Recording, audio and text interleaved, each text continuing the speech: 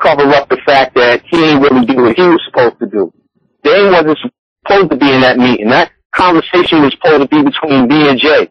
That's how I felt. Right. First of all, I took that as an insult, but I let it ride because of the fact that I'm like, fuck it. Everybody ain't gonna do what you're supposed to do. And as far as me being angry at anything, the only thing I'm angry about is that you gonna misjudge my feelings about things because I'm honest. When there's a whole bunch of people around, always conspiring, always angry at you for doing things the way you do, being jealous of you, envying you, and all that other shit, and all I did was support. I just wasn't around all the time, because I told him to his face, like, I don't like these niggas. They laugh too much. They laugh at shit that ain't funny. Right. You know what I'm saying? Funny, they're always looking at your jewelry food. They're looking at this. They watch you. They worshiping you because you doing a certain thing. And he probably knew that, but it's like, look, I just put it on notice. Like, look, I'm not gonna be around like that. Right. And I don't kiss ass. Man, I ain't one of them dudes. I ain't no yes man.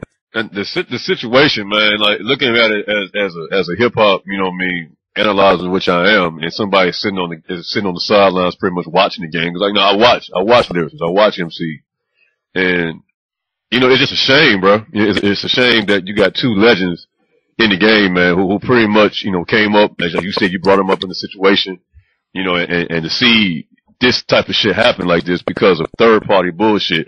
It's unfortunate for hip hop, man. It's real unfortunate for the community. Yeah, but don't always blame it on the third party, because if I have the ability to see through things in that manner, he should be able, I'm sure he gets a minute, he can analyze what happened and what really went on.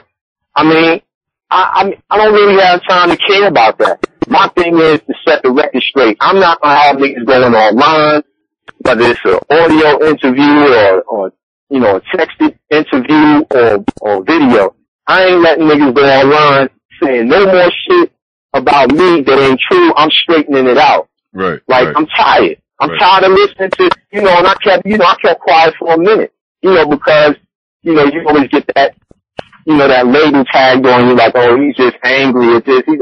I'm not angry. If I was angry, I'd go busting my gun. If I was angry, the obituary column would fill up if I was angry. I don't have to get angry at shit like that. Right. You know what I'm saying? If I was that angry and I was hateful and vengeful and all that shit, I'd make it pop. You know what I'm saying? You know, I ain't no super gangster, but shit, that shit ain't alien to me. Right, right. You know what I'm saying? Right. I'll get it in. But that's not the situation. The situation is, niggas need to stop saying shit that ain't true. Just because I'm being quiet, that doesn't mean I'm gone. It doesn't mean that I'm not relevant. I got plenty of fan base out here. And every time I open my mouth, just like now, after we post this, it's gonna be on and popping again. Because when I talk, I make sense. And I make more sense than the motherfuckers trying to say bullshit about me. You know? That's what's up. They say nice guys finish last. I may not be nice, but I'm kind-hearted. But I ain't finishing last. And I will be heard. And I am heard. I'm tired of that bullshit. I'm tired of, you know what, honestly, I'm tired of these punk motherfuckers running the game. These faggot motherfuckers running the game. I'm tired of all that shit. I'm tired of niggas just because you're a homo, that doesn't mean anything. That's your business. But shit, don't be blocking.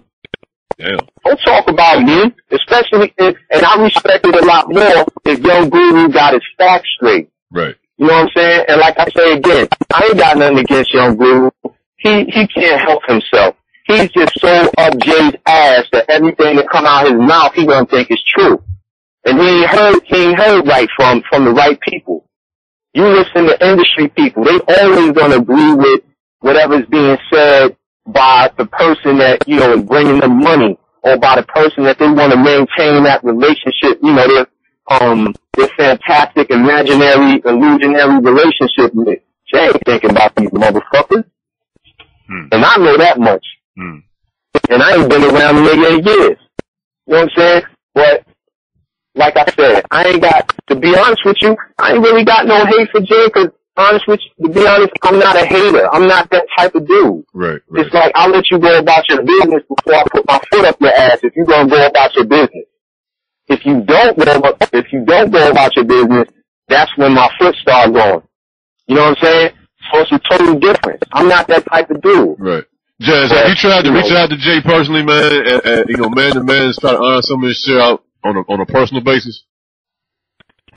It's really nothing to iron out, you know, because between he and I, everything that has been done has been blatant. To me, it's been blatant. It might be cloudy to other people, but it's blatant to me. I know what it is. I see what it is. Regardless of his feelings, it's his actions that speak louder for me. Right. You know, and that's what should be prevalent. That's what's out in the open. The actions. It's like you know, because people can do simple math. Like, okay, that was his protege, whatever you want to call it. That was his homie, his younger homie. That was his little brother. You know, and then you know, the success comes. You know, Jazz gets success, and Jay is on a plane with him going to London. You know, a number 7 at Wendy's. No money. Gets a number 7. The big tours.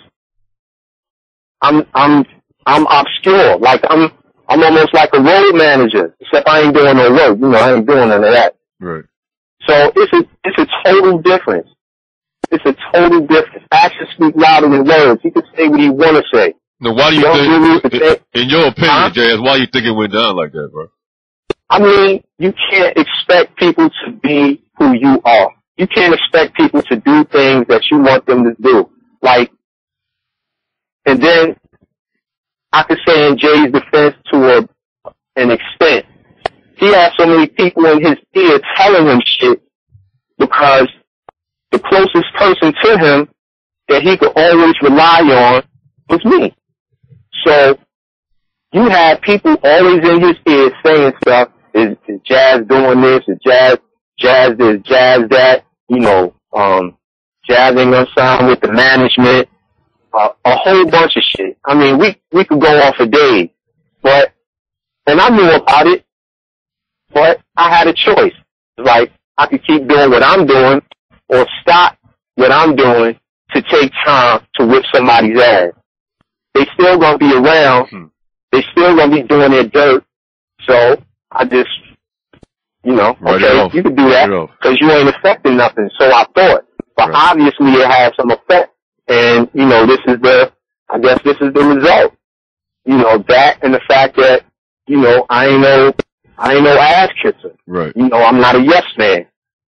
You know. We talking to the homie. Motherfuckers think it's funny. I don't think it's funny.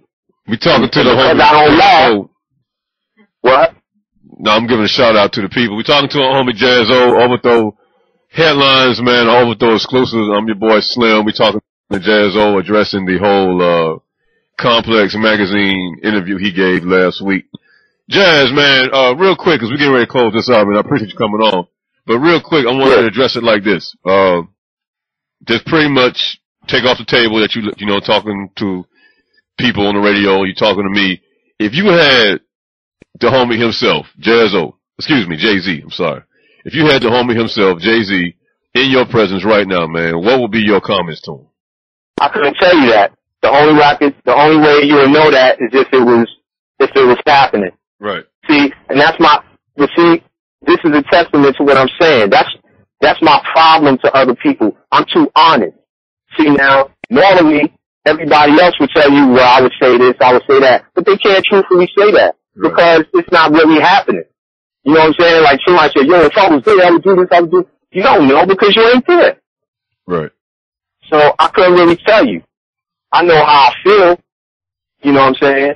You know, part of me would be like, damn, what up? You know, you fuckhead, I ain't seen you in a long time.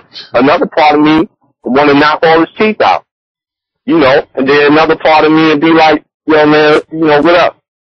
Forget about it, see you. You know, right. I got a lot of different feelings about that, but I can't tell you what I'm gonna say, you know, or how I'm feel or whatever. You know what I'm saying? It's not really about hate.